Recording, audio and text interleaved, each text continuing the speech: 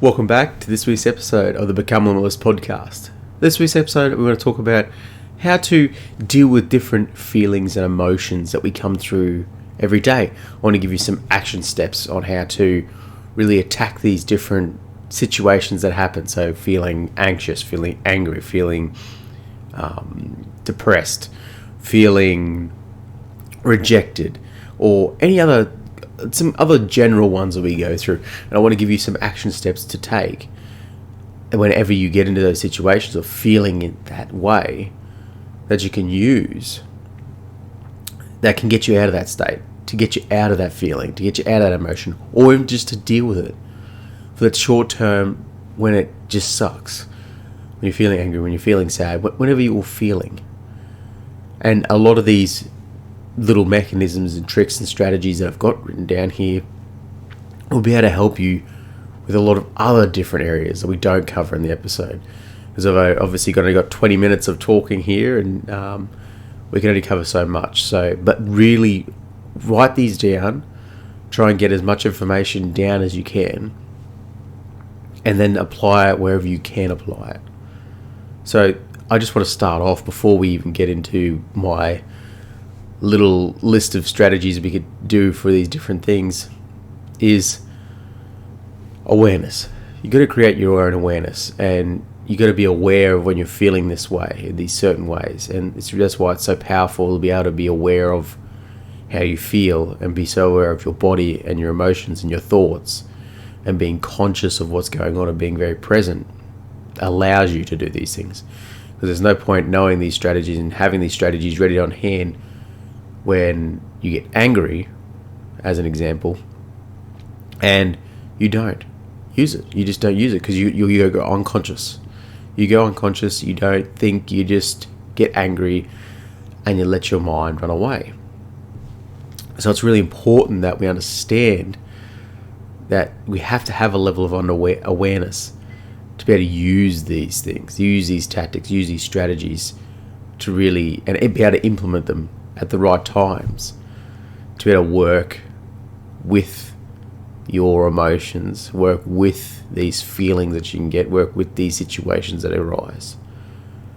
And then when we get that awareness and we get the power, I love saying that's the power because we have lots of power. We like to give power away from ourselves. That this power we have. And then you can really, really, really start to implement these strategies. Use these tactics and strategies and ways of dealing with this anger, dealing with this sadness, dealing with rejection, dealing with all these different feelings and emotions. And when you can do that, then you can start to really become limitless. Because if you can regulate your mind and your heart, so that's emotions and your thoughts, you can start to regulate that and start to really gain control over that.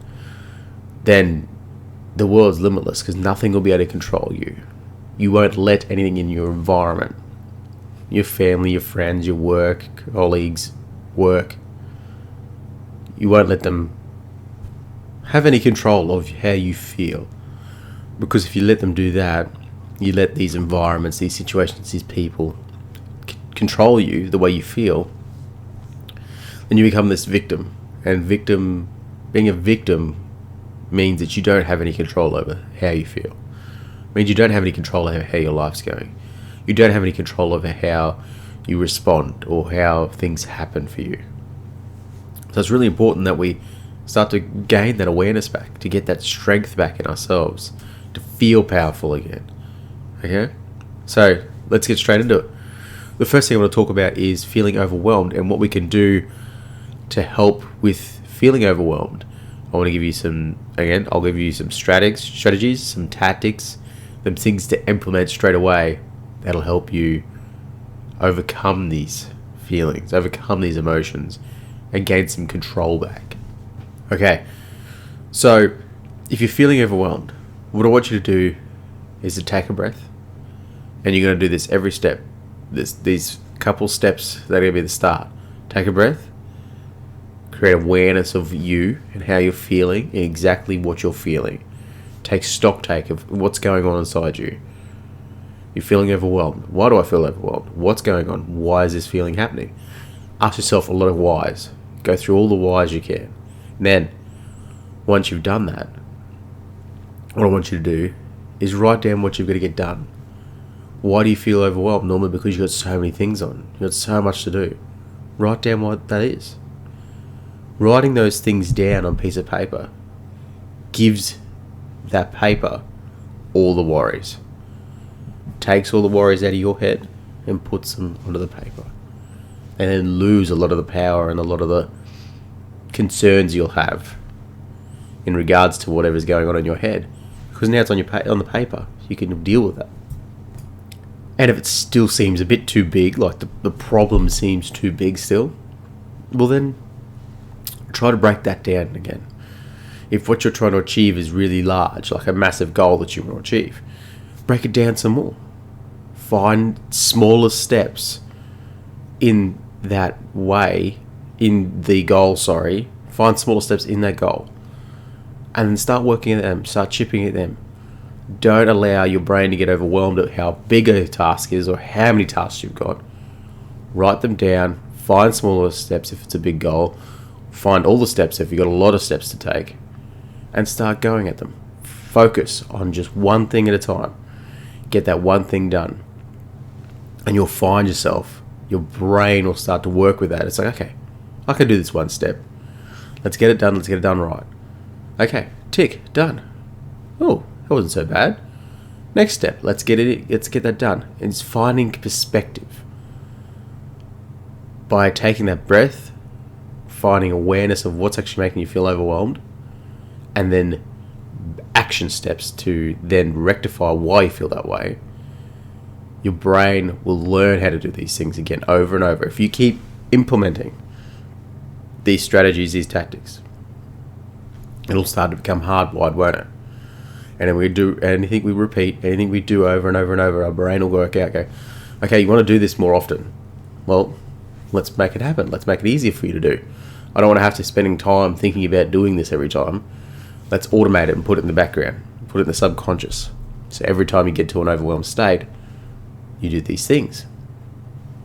And every time it works, it makes it better, you don't feel as overwhelmed, and you end up just not feeling overwhelmed ever because you always have this going. Whenever you even start, your brain even starts to sense that that's getting a bit too much, you stop, you take a breath, you create awareness of your body, then you write down what you need to get done, whatever you're making you feel overwhelmed, and you get it sorted out. The power in that, the power of being able to use these mechanisms in your brain to fight or to work with the feelings and emotions you will have throughout life is very powerful. So let's move on to the next one. Feeling angry. Now, a lot of people feel angry, don't they? You'll get angry at everything, at anything. I want to say it's a powerful feeling. You feel powerful in the moment. Then usually afterwards you feel like rubbish because why do I get angry at that? Why do I need to get angry at that? And some people that love being angry, which is just you being familiar with a certain feeling, doesn't mean it feels good, doesn't mean it is good. Love to feel it, love to find that anger, something to be angry at. And you'll know people like that. You might even be a person like that if you really stop, take a real good look at, do I need to be angry at that? Do I need to be angry at that? Why am I angry at this? Why am I angry at that? What is actually going on? Why do I need to feel this way? Why am I feeling this way? Why do I want to go find something to be angry at? Why do I go searching on like Instagram, Facebook, Twitter, anything to find something to make me feel angry? Because people will do it. And it's a pretty crazy thought to have that, to even think about that people will find reasons to be angry. So again, that first step you need to take is a breath. You start to feel angry in a situation. You start to feel that burning that's coming up. You take a breath. You create that awareness. That's the first step in everything. So there you're going to respond and not react. And you're going to take, okay, actually feeling angry for? Why am I angry right now? What is actually going on inside me? Okay, yep. Do I feel angry for this reason? Do I feel angry for that reason? Is it because this person said this? Is it because they did that? Did my wife do this? Did my husband do that? Did my kids do this? Did they not do this? Why am I actually angry right now? Why would I want to be angry? What is the purpose of me being angry? Am I being angry because I want to react that way? Do I want to respond angry? Or am I just doing it automatically? Why am I getting angry right now? Is there any reason to be angry?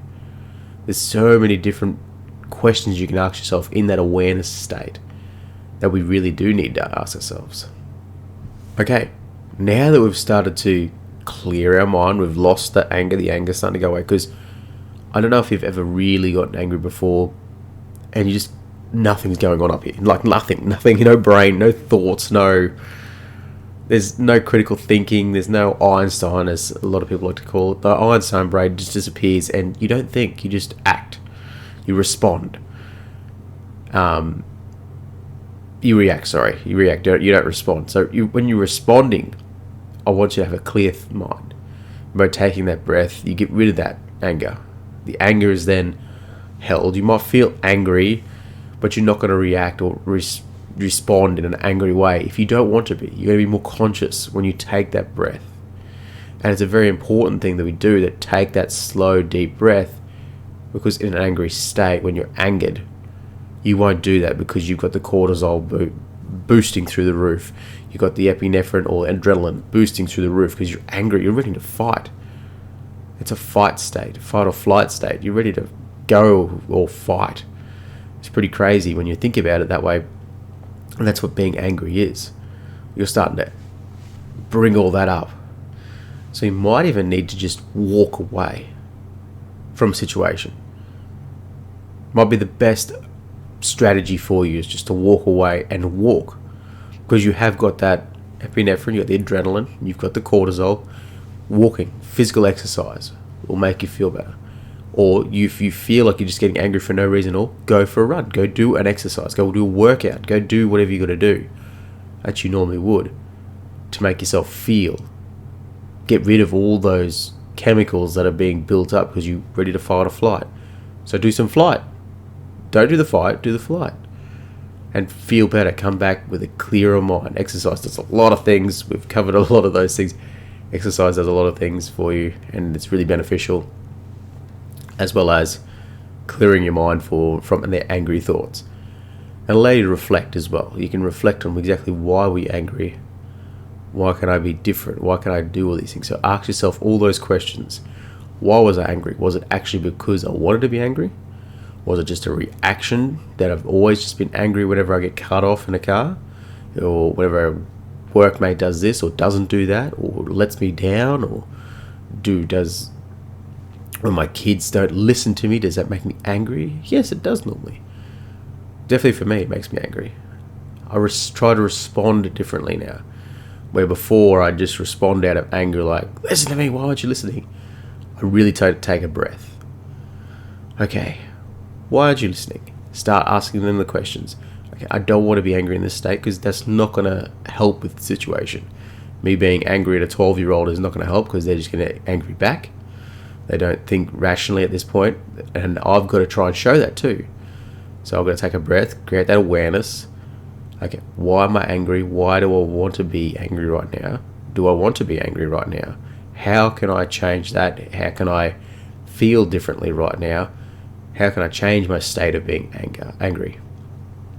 And it might be the case of just going for a run. I need to clear my mind. Maybe some things have built up in my life.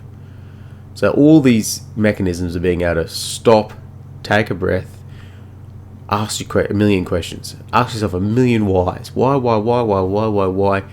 Get down to the nitty gritty of why you're getting angry, why you're feeling this way, and then work on it. Go do some exercise if you need to. Because there is a chemical response inside your body to being angry, and we do need to get that out. That's why a lot of people, when they get angry, they go do some boxing training, go bash it, hit the bag. Isn't it really good? Like, it's a great idea. Go hit the bag. That's physical exercise. You're getting some punching, getting some kicking in, do whatever you got to do. and you'll feel better. People seem to think, oh, the people like are punching, it's a violent reaction. No. It could be a physical thing, and whether people want to punch things because they're angry at the other person, they want to punch the other person, it's irrelevant. They're exercising. They're getting rid of those chemicals, which is really powerful. All right, let's get straight onto this next one. Okay, so the next one is going to be feeling insecure, feeling, I don't know, whether you're not feeling confident in yourself, not feeling confident in the situation you're in, your abilities to do things. You're just feeling insecure, and you're not feeling like, I deserve this, or I'm not worthy of this. Relationship, job, opportunity, money, business that you're running, whatever the case may be, you're feeling insecure. And what I want you to do is take a stock take of all the amazing things that you have done, all the amazing achievements you have, all the amazing opportunities that you did feel insecure about, that you didn't feel worthy of, that you didn't feel like that you deserved. And remember that you did, because you had them, you got them. You put the work in, you put the effort in. You got what you deserved, you got what you received, you got what the universe, your life, all brought you to. So don't feel insecure. Don't feel like you're not deserving this. And if you don't get something, if you feel like you're insecure and you're going to lose something, if you lose it, there's so many more things you can have. It's not the end of the world. And being able to take that perspective of whether you're worried about losing something, whether you're worried about not being worthy, you've done things. Take stock take. Understand that you are powerful. Understand that no one can take that away from you, that power that you have inside you. Don't feel insecure. Don't feel like you're trapped and I've got to do these things, and if I don't get this done, it's going to be the end of the world. And you can lose that. You start to lose the power because it starts to sit in the mind and starts to fester. So after you take a stock take of all the amazing things you've done, all the amazing things that you've been worthy of, and you show yourself that you are worthy of a lot of things, you don't need to be insecure about anything. You don't need to be insecure about your relationships. You don't need to be insecure about whether you're going to be a good parent, whether you're going to be a good business owner, whether you're going to be a good boss. Remove those insecurities by thinking, I am worthy of doing these things. Take stock take of all the things that you are good at, all the things that you can do well, all the things that separate you from everyone else and make you better than someone else at something. Show yourself, and then write those things down. Get it out on paper. As soon as you take it out of your mind, it loses a lot of power, because you can let it sit up there and just fester. It just gets worse and worse and worse, and it just feels like there's so much going on here. You need to talk to someone, and you need to write those things down. And when you do that, who knows what you can do? How much insecurity will just disappear, because you're like, you know what, it's not that bad. There's a common theme here that writing things down, getting them out of your head, whenever you're feeling these emotions, feeling a certain way, a certain state, that is being compounded worse by the fact that it's just sitting in your head and you're just sitting there thinking about it. So the easier it is for you to deal with is just to write things down, get it out of your head, talk to someone, anyone. And when you do that, it starts to lose power over you, because then you're giving that power away. You're letting it lose the power. You start to understand, you start to get awareness of what is actually going on. So I want to move on to rejection next. Insecurity, rejection, very similar things. But with rejection, I wanted you to really think about, okay, what can I learn from this rejection? And that rejection is technically, you're looking at failure, the fear of failure, being a failure, that it's not the end. Rejection, the first thought you should have is, okay, what's going on here? Why am I being rejected? What can I learn from this? Then let's look at what else can I do? Can I don't know, whatever the case may be, start to think of ways that you can better yourself, to ask, why was I rejected? Why didn't I get this job? You could even ask that if you got rejected from a relationship. You wanted to be in a relationship with someone, and they go, "No, sorry."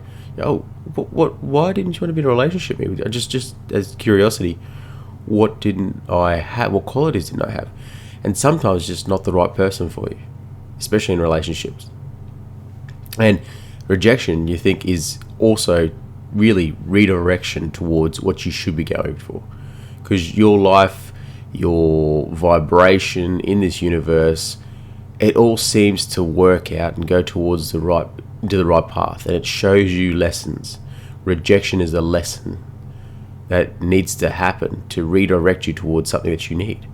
So for myself, being rejected from university and not doing things redirected me to really focus on to become a firefighter, and it's what I wanted to do. It's amazing that you think you want to do something, you get rejection, and you push towards something else, and it just redirects your life massively. Like, I have a massively different life, and it's amazing. You might be being pushed, might be redirected to something that you actually truly meant to do. So don't get stuck feeling like this is the end of the world, this failure, this rejection, I'm not going to be able to do anything with my life. I'm done. I've got nothing left. This is the end. I'm just going to sit at home and do nothing for the rest of my life.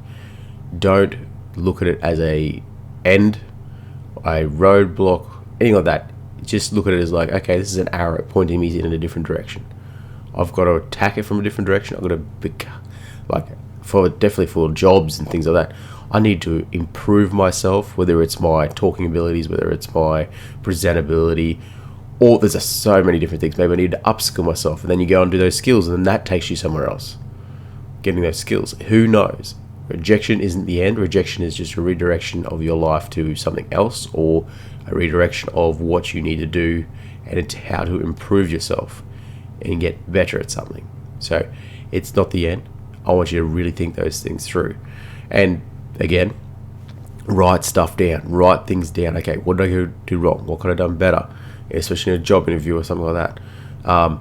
Write down things like, okay, what can I do now? If I've been rejected from this job, if from this person, what can I do now? What can I do? What can I focus on? What can I control? Write it down. Don't let it get angry or, way more powerful in your mind. Write it down. Let it be powerful on the page, and allow you to create awareness around what's actually going on. And then you can move on. Then you can move towards the next step. Don't get stuck on rejection and that failure.